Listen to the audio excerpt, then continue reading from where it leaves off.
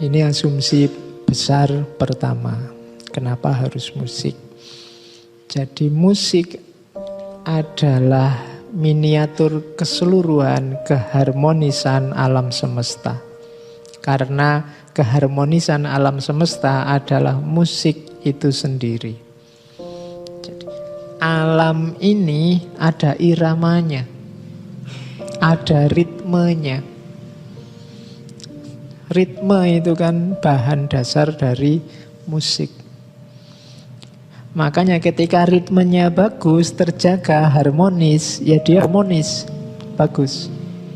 Tapi begitu ritmenya kacau, mungkin kita manusia yang mengacaukan, ya dia jadi kacau. Jadi pahamilah alam semesta ini seperti 2 minggu yang lalu di Zaid Hussein Nasr, seperti konser musik besar. Yang manusia ada di dalamnya.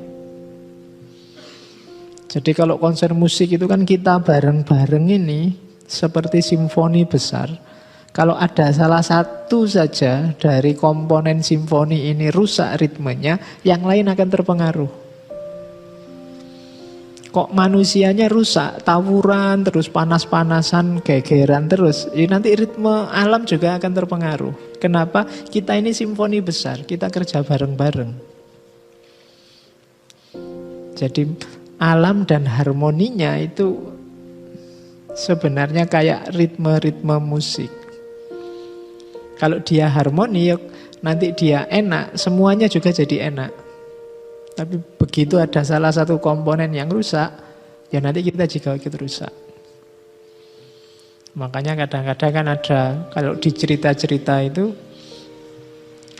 ketika bulan purnama sedang puncak-puncaknya, nanti emosinya manusia juga ikut terpengaruh. Kemudian kalau manusianya angkara murka, alam juga ikut terpengaruh dan seterusnya. Kenapa? Karena harmoni satu komponen akan mempengaruhi banyak komponen yang lain. Jangan dikira salahmu yang kecil itu, alah Pak, saya ini kan apa sih Pak? Enggak, kamu juga bagian dari alam semesta. Kita ini mikrokosmos di tengah harmoni alam semesta. Di kalimat selanjutnya disebut, dan manusia adalah miniatur alam semesta. Dia harus menunjukkan keharmonisan yang sama. Musikmu juga harus selaras dengan musiknya alam. Bahkan dalam dirimu sampai detail paling kecil, itu kan ritme musik. Detak jantungmu, denyut nadimu, ya kan? Irama hatimu.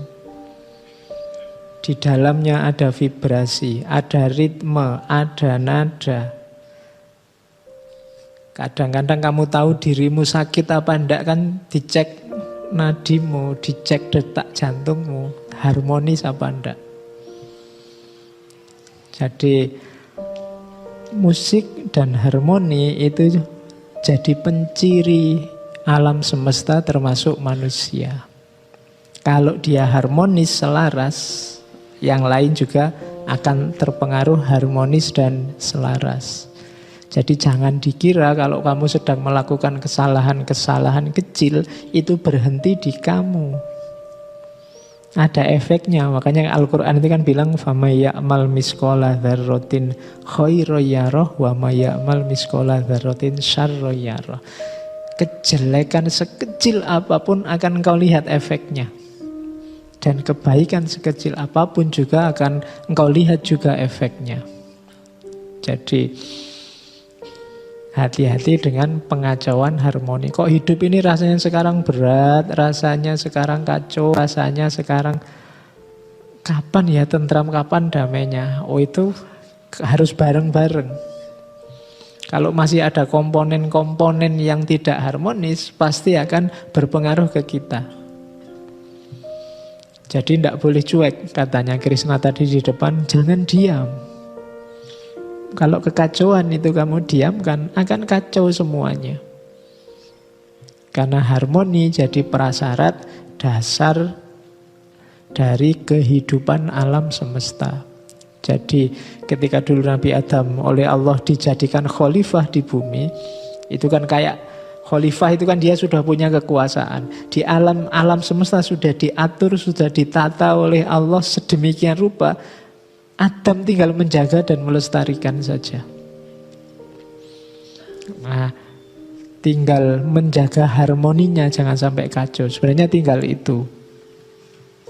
Makanya Adam sudah dibekali oleh Allah dengan nama-namanya, dengan ilmu-ilmu. Wa 'allama Adamal asma'a kullaha. Untuk bisa apa? Menjaga harmoni sebenarnya. Oke, kehadiran manusia dengan akal budi kreativitasnya untuk ini, menjaga harmoni alam. Kalau istilahnya orang Jawa, memayu hayuning bawono. Oke, jadi dasarnya hidup berarti kalau di filsafatnya Hazrat Inayat Khan adalah harmoni. Dan harmoni itu persis kayak musik. Musik itu kalau paduan suara, semuanya suaranya bagus, ada satu saja yang fales. Itu rasanya kesimpulannya paduan suara itu fales kan. Tidak dipilih-pilih terus, enggak, yang fales yang itu, yang ini kan enggak. Paduan suara itu kan dinilai semuanya, bukan cuma satu orang. Nah, hidup kita juga begitu. Kalau satu orang fales, sebenarnya yang rusak semuanya, enggak cuma satu. Nah, itulah musik dan harmoni. Terus itu kutipan dari bukunya. Adakah penjelasan mengapa manusia bersuka cita, mengapa orang terkesan dengan musik yang dimainkan untuknya? Kenapa sih kok kita ini cinta musik? Apakah hanya kesenangan ataukah kenangan? Kesenangan itu maksudnya kita suka musik ini hanya sekedar bahwa manusia itu memang suka yang begitu-begitu, yang indah-indah. Ataukah kenangan? Kita suka musik itu karena ada kenangannya. Kenapa kok saya suka lagu Campursari? Itu ada kenangannya. Dulu waktu di kampung misalnya, tiap kali ada hajatan yang diputer lagu-lagu itu. Jadi sekarang tiap denger itu bukan apa-apanya, cuma kenangannya yang hidup. Apa hanya itu? Nah, katanya Inayat Khan, alasan pokoknya sebenarnya memang secara eksistensial dalam diri kita ada irama abadi. Jadi hidup kita ini sebenarnya ritmis, irama. Makanya kalau ada orang, saya tidak suka sama sekali musik, Pak, tidak bisa. Kenapa? Detak jantungmu itu berirama. Detak nadimu itu berirama. Jangankan itu, langkah kakimu itu juga berirama. Kalau nggak percaya coba berdiri jalan. Kan ritmis, kanan, kiri. Kalau nggak percaya, saya bisa kok Pak kanan-kanan, jalan wae. Nanti lah mesti kacau diri. Kanan lagi aja Pak, nggak kiri, sak karepmu. Ketika ritmenya kacau, kacau dewe kamu. Ada iramanya, ada ritmenya. Mengunyah makanan itu kan ada ritmenya. Kamu kan tidak bisa, saya ngawur Pak, nadanya cepat atau pelan, nggak bisa. Ada ritmenya, dikunyah. Hidupmu itu hakikatnya musik. Semua aktivitasmu ada ritmenya. Kalau nggak percaya kamu perhatikan. Kamu melakukan apa sekarang? Nulis ada ritmenya. Ada iramanya, ada detak-detaknya. Jadi kenapa manusia suka musik? Memang hidup kita itu kalau dicermati isinya ritmik semua, ada iramanya. Kalau iramanya kita ingkari, hidup kita bisa kacau. Nafas misalnya. Nafasmu itu kan ada iramanya. Kalau ini kok tiba-tiba jadi cepat, kamu kan wah ini mesti ada yang gawat, mungkin kamu sedang deg-degan, sedang takut, sedang ini ada ritmenya kacau. Atau tiba-tiba melambat, ini lebih gawat lagi, jangan-jangan sebentar lagi hilang nafasnya. Jadi belum detak jantung, belum aliran darah. Dokter yang pakai stetoskop itu kan mendengarkan ritmenya. Normal enggak? Ada suara-suara aneh yang tidak seharusnya, tidak. Iramanya stabil, tidak. Orang yang punya sakit jantung kan rekam jantung itu kan melihat ritme. stabil apa enggak, apa masih ada lonjakan-lonjakannya stabil atau enggak stabil, atau lonjakannya hilang dengan garis flat itu wassalam berarti. Jadi kenapa kita punya kecenderungan pada musik yang kemarin kita sebut fitro, lo memang hidup kita dasarnya itu ritme, irama. Nah, jadi yang pertama itu.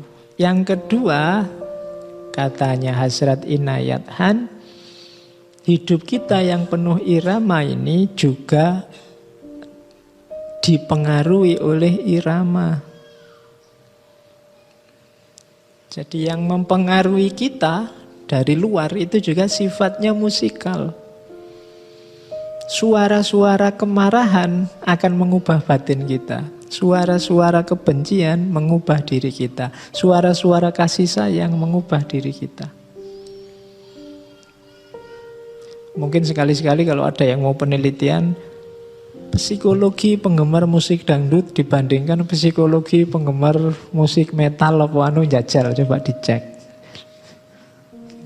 Orang yang hidupnya selalu mendengarkan suara-suara tegas penuh kemarahan kayak di militer, atau dengan orang yang mendengarkan suara-suara penuh kelembutan, penuh bisikan, itu mungkin psikologinya beda. Makanya ibu hamil itu kan disuruh memperdengarkan suara-suara lembut pada bayi yang dikandungnya.